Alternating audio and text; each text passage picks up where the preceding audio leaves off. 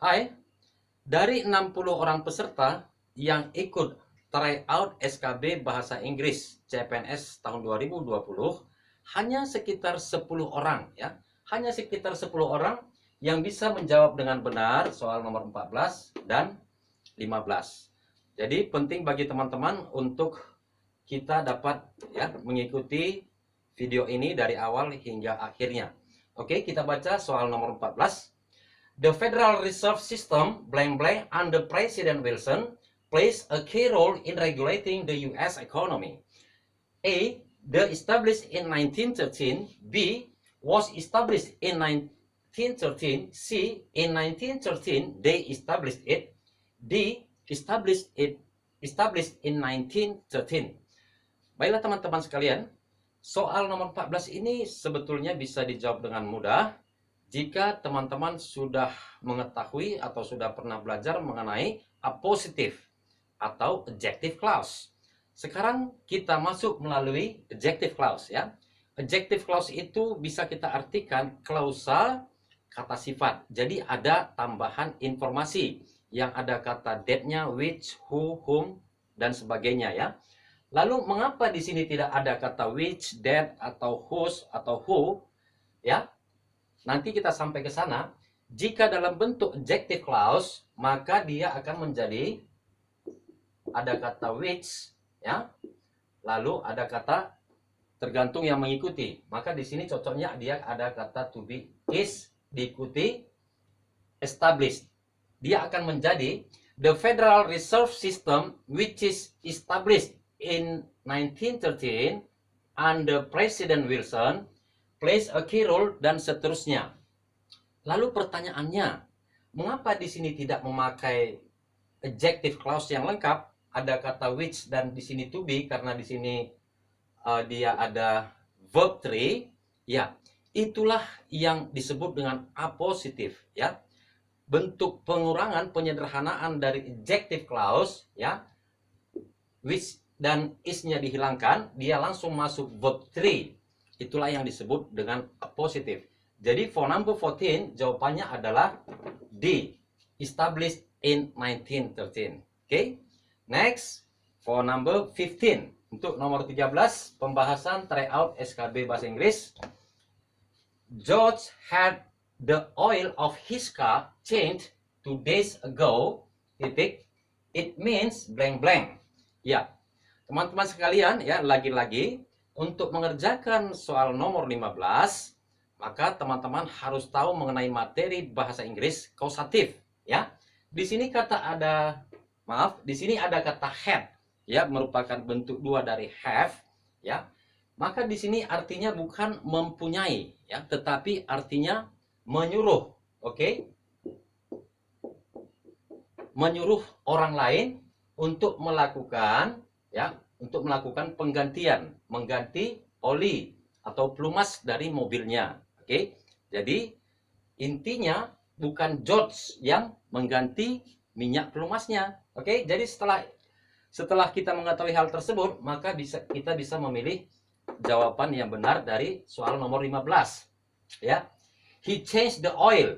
Dia mengganti. Salah karena bukan dia yang mengganti, tapi dia menyuruh orang lain. B, he had to change, dia harus mengganti. Oke, juga salah. C, someone changed the oil of his car. Ya, betul. Orang lain yang mengganti minyak pelumas dari mobilnya. So, the right answer for number 15 is C. Oke. Sekarang kita sampai ke nomor 16. Jadi di sini nomor 16, nomor 17, nomor 18 adalah materi pedagogik dari SKB Bahasa Inggris. Ya, kita baca. Consider the following students' achievement. The students' sample writing composition of news item are assessed. What form of authentic assessment will a teacher employ to measure the competence? Ya, intinya adalah pertanyaan ini ya, teman-teman sekalian. Oke, di sini kita artikan penilaian autentik bentuk apa ya yang akan seorang guru lakukan untuk mengukur kompetensi ya. Jadi di sini kata kuncinya adalah authentic assessment. Penilaian autentik apa ya? Autentik itu sendiri bisa kita artikan yang sah, dapat dipercaya, dan bisa juga kita artikan lengkap. Oke, maka di sini jawabannya adalah portofolio ya. Karena portofolio ini saya ulangi, karena proyek, praktikum, dan produk adalah bagian dari portofolio ya. Jadi tentu yang paling bagus jawabannya adalah portofolio. Saya harap teman-teman calon guru bahasa Inggris masih ingat mengenai materi yang keempat ini. Oke, now we are going to number 17. Ya, ini adalah video saya bagian yang 3 ya teman-teman ya. Number 17. What main principles should be considered in developing the English curriculum 2019? Ya, jadi prinsip utama apa yang seharusnya dipertimbangkan dalam membangun ya atau mengembangkan kurikulum bahasa Inggris tahun 2013. Oke. Jadi di sini teman-teman sekalian, saya garis bawahi kata kuncinya di English Curriculum 2013 ya. Jadi seandainya pun teman-teman tidak tahu pasti apa itu prinsip utamanya, main principles, dengan menganalisa jawaban ini kita bisa mengerjakannya. Oke, mari kita lihat. A. Relevance of standard of competencies to school's vision or mission ya. Di sini standar, hubungan standar, kompetensi hubungan standar ke misi dan visi sekolah ya. Jadi tidak mungkin kurikulum bahasa Inggris 2013 itu di bawah ya atau lebih rendah dari atau tergantung dari visi dan misi sekolah ya. So jawaban jawaban A adalah salah. Oke, next. B. Integratedness of macro and micro strategies. Ya, di sini kita perhatikan macro and micro strategies. Ya, ini lebih ke bidang ekonomi ya. Jadi B juga salah. Next, C. Inclusion. Inclusion of learners communication strategy in assessment. Ya, di sini dia hanya menggarisbawahi komunikasi ya. Komunikasi jadi kurang tepat juga. D. Relevance of the core competencies and basic competencies to the level of education. Jadi hubungan ya atau relevansi dari kompetensi dasar, dari kompetensi utama dan kompetensi dasar ke level pendidikan. Jadi jawaban yang paling benar untuk nomor 17 adalah D. Oke, next, the last one. How will a teacher know learners' initial English? Ya, bagaimana seorang guru akan mengetahui kemampuan bahasa Inggris murid-murid atau para pelajar? Pilihan A, by administering test and non-test.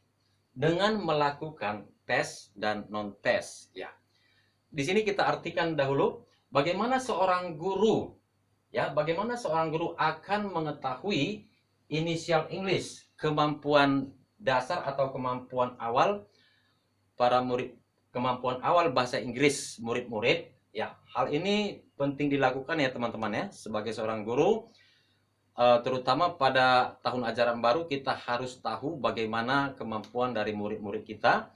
Jadi bisa dilakukan dengan tes dan non-tes ya. Di sini ada tes, bisa kita memberikan kuesioner, pertanyaan-pertanyaan atau juga ujian singkat gitu ya. Dan juga non-tes. Non-tes itu bisa dengan berbicara ya, menanyai mereka, lalu ada feedback, kita bisa juga mengetahui inisial English mereka. Oke, jadi jawabannya di sini adalah A.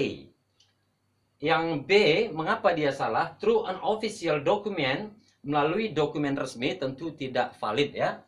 C. Through a faculty conference. Ya, ini terlalu besar, melalui membuat konferensi hanya untuk mengetahui kemampuan siswa. D. By distributing a questionnaire. Dengan mendistribusikan pertanyaan-pertanyaan. Ini ya bisa juga, tetapi di sini lebih komplit ya, karena juga ada non-testnya. Ya, Itulah yang bisa saya berikan di pembahasan tryout. Ya, tryout SKB bahasa Inggris ini yang sudah kita laksanakan. Saya harap teman-teman dengan menonton video ini bisa meningkatkan kemampuan teman-teman, penganalisaan soal-soal dan lain sebagainya. Bagi teman-teman yang ingin mendapat bimbingan belajar secara online ya, IDP, saya sendiri IDP, oke, bisa memberikan bimbingan online dan ini nomor telepon saya 0813 7248 7619. Thank you very much for watching my video. See you next time. Goodbye.